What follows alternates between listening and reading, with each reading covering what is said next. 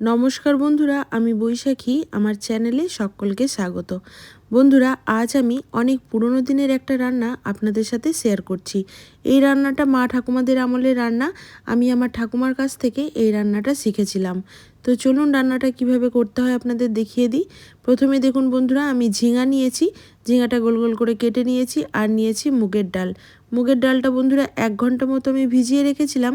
এখন একটা মিক্সিং জারের মধ্যে মুগের ডালটা আমি নিয়ে নিলাম। সাথে সামান্য জলও রেখেছি যাতে আমার ব্লেন্ড করতে কোনো অসুবিধা না হয়। আর এর সাথে দিয়ে দেব সামান্য 1 টুকরো আদা আর একটা কাঁচা লঙ্কা। আর দেব সামান্য লবণ। দিয়ে সব কিছু খুব ভালোভাবে ব্লেন্ড করে নিতে হবে।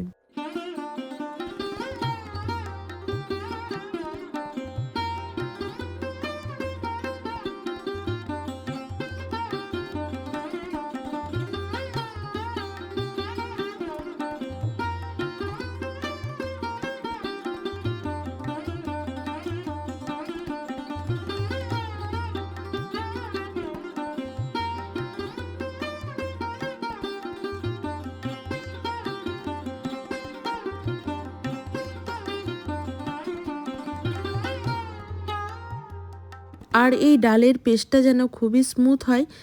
এখন এই ডালটাকে আমি 4 থেকে 5 মিনিট মতো ফেটিয়ে নেব। আর বন্ধুরা, এই স্টেপটা কিন্তু আপনাদেরকে অবশ্যই ফলো করতে হবে। তা না হলে যখন রান্না করব তখন ঝিঙের জল বড়ার মধ্যে বড়াগুলো খুবই শক্ত হয়ে যাবে আর খেতে মোটেও ভালো লাগবে না। এখন আমি 4 থেকে 5 মিনিট মতো খুব ভালোভাবে এটাকে ফেটিয়ে নিচ্ছি।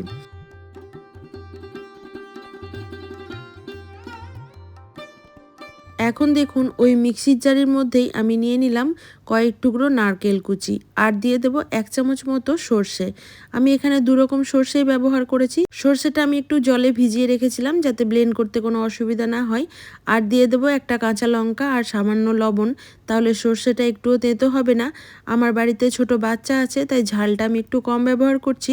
আপনারা চাইলে ঝালটা কিন্তু বাড়িয়ে কমিয়ে নিতে পারেন।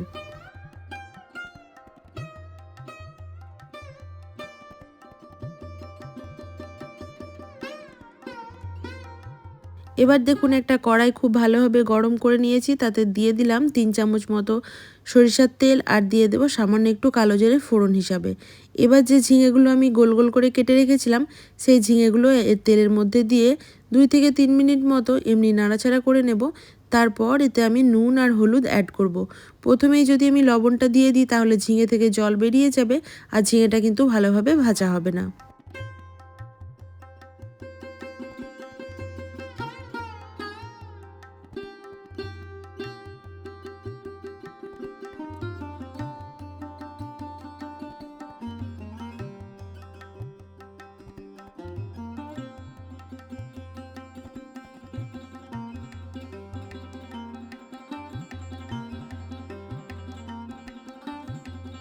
লবণ আর হলুদ দিয়েও কিন্তু 1 মিনিট মতো নাড়াচাড়া করে নিয়েছি। এখন আমি একটা ঢাকা দিয়ে দিলাম।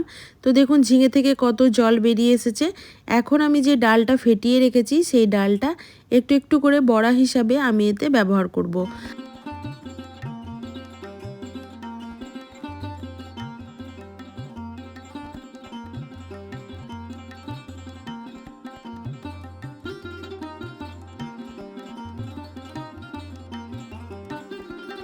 আর একটা চামচের সাহায্যে দেওয়ার চেষ্টা করবেন, তাতে করে বড়ার শেপগুলো সুন্দর আসবে আর আপনার হাতেও একটুও লেগে যাবে না। এই বড়াগুলো দেওয়ার পর আমি আবারও ঢেকে দেব যাতে করে বড়াগুলো খুব ভালোভাবে কুকড হয়ে যায়। আর বন্ধুরা, ডালটা আমি যখন ফেটিয়ে নিয়েছিলাম তখন সামান্য এতে আমি হলুদের গুঁড়ো ব্যবহার করেছিলাম। এতে করে বড়াগুলো কিন্তু খুব সুন্দর একটা কালার আসবে। আর এই বড়াগুলো কিন্তু ঝিঙা থেকে যে জলটা বেরিয়েছে সেই জলের মধ্যে খুব সুন্দরভাবে ভাজা হয়ে যাবে। আর এইভাবে রান্না করা হয়, সেই জন্য এই রেসিপিটির নাম হচ্ছে ঝিঙের জল বড়া। তো চলুন আমি রান্নাটা করতে থাকি, আপনারাও দেখতে থাকুন।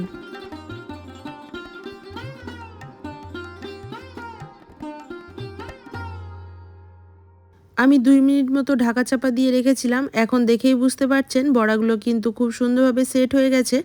এখন একটা স্পুনের সাহায্যে এভাবে একটু উল্টে পাল্টে দেব যাতে করে অপর পিঠটাও খুব ভালোভাবে সুন্দরভাবে ভাজা হয়ে যায়।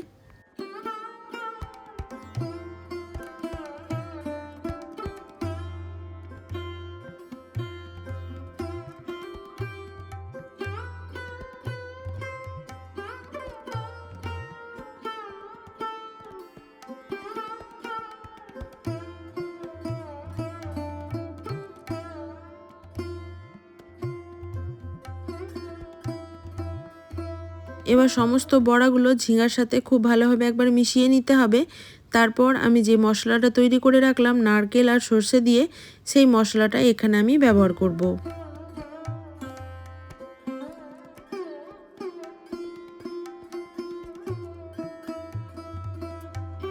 আর নারকেল আর সর্ষে বাটাটা দিয়ে কিন্তু ভাজার একদমই প্রয়োজন নেই, না হলে তেতো হয়ে যেতে পারে। এবার আমি একটু মশলার বাটি ধোয়া জল ব্যবহার করেছি। এবার সমস্ত কিছু খুব ভালোভাবে 2 থেকে 3 মিনিট মতো ফুটিয়ে নিলাম। আর যেহেতু এই রান্নাটা আমি নিরামিষ রান্না করেছি, নিরামিষ রান্নাতে অল্প সামান্য চিনি ব্যবহার করলেই ভালো লাগে, তাই সামান্য চিনি আর কয়েকটা কাঁচা লঙ্কা আর সবার শেষে দিয়ে দিলাম 2 টেবিল চামচ মতো সরিষার তেল। এবার একটু ঢাকা চাপা দিয়ে স্ট্যান্ডিং টাইমে রেখে আপনাদের দেখাচ্ছি আজকের এই রেসিপিটি আমার কেমন হয়েছে। গরম ভাতের সাথে দুর্দান্ত লাগে কিন্তু খেতে। ভিডিওটা কেমন লাগলো অবশ্যই কমেন্ট করে জানাবেন। ভালো লাগলে একটা লাইক করবেন। সবাই ভালো থাকবেন, সুস্থ থাকবেন। টাটা।